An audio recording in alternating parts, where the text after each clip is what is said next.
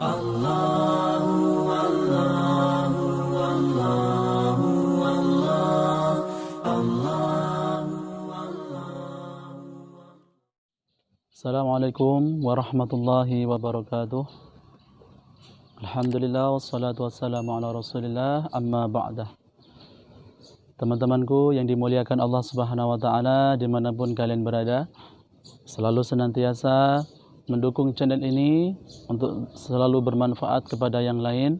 Mudah-mudahan kita semuanya mendapatkan ridha Allah Subhanahu wa taala. Amin amin ya rabbal alamin.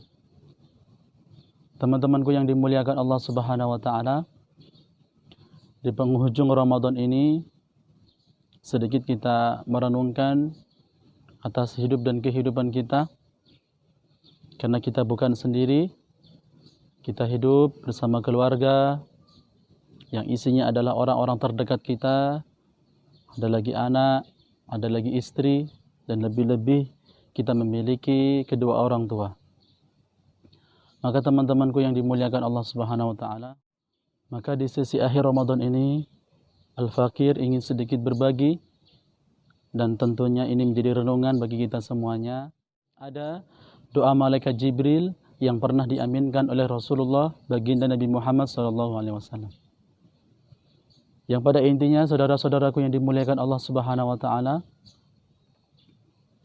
Nabi Muhammad SAW pernah mengucapkan amin 3 kali dan pernah ditanya oleh sahabat, "Ya Rasulullah, aku mendengarkan engkau membacakan amin."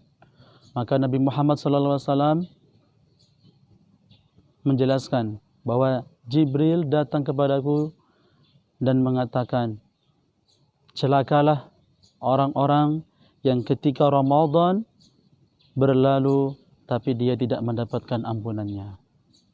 Na'udzubillahi min dzalik. Ini menjadi catatan di akhir penghujung Ramadan kita. Selama Ramadan diberikan kepada kita ini, apa yang pernah kita lakukan? Apa saja yang kita lakukan? Apakah kita sibuk dengan mengejar dunia, atau justru kita kebalikannya, kita mengejar dan mendekatkan diri kepada Allah Subhanahu wa taala dengan memiliki kurikulum salat malam, baca Quran, siangnya kita berpuasa, tadarus lagi dan sebagainya. Ini teman-temanku yang dimuliakan Allah, bulan yang penuh dengan ampunan, bulan yang penuh dengan rahmat ini, kok bisa ada seorang hamba yang diberikan Ramadan itu, setelah selesai Ramadan dia tidak mendapatkan ampunan dari Allah Subhanahu wa taala. Ini kata Jibril celaka dan diaminkan oleh Nabi Muhammad SAW. Ini artinya apa? Kata celaka di sini menunjukkan arti bahwa ketidakseriusan seseorang jika diberikan umur dan kesempatan untuk menikmati Ramadan, tetapi dia tidak memanfaatkannya dengan baik. Maka celaka sekali. Ramadan diberikan, tetapi ampunan tak kunjung ia dapatkan. Lalu Nabi Muhammad SAW pun mengucapkan amin dan menjelaskan bahwa Jibril mengatakan kepadaku, celakalah seorang hamba ketika dia mendapati orang tuanya, kedua orang tuanya atau salah satu dari mereka, tetapi dia tidak bisa masuk ke dalam surga. La haula wala quwata illa billahil aliyyil azim. Pukulan keras, talak bagi kita semuanya. Setiap kita ini adalah anak dari orang tua kita. Maka kesempatan Ramadan ini Allah ajarkan kepada kita bukan hanya terkhusus kepada ibadah kepada Allah, tetapi justru kita lihat orang tua kita, baik yang sudah meninggal salah satunya ataupun yang masih hidup dua-duanya, kita raih, kita kejar surga mereka, karena al-jannatu tahta aqdamil ummahat. Sungguhnya surga itu di bawah telapak kaki ibu kita. Maka kita yang jauh di perantauan, kita yang jauh dari orang tua, maka era yang canggih saat ini kita samperin, kita hubungin kedua orang tua kita. barangkali kesulitan pekerjaan kita ini adalah asbab kita dulu belum sepenuhnya berbakti kepada mereka. Dan saat ini kita tundukkan, kita pilih kata-kata yang terbaik untuk kedua orang tua kita.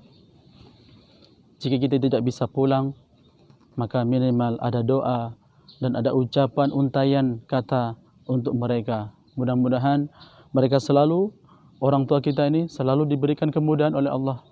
Orang tua kita selalu diberikan kesehatan oleh Allah Subhanahu wa taala.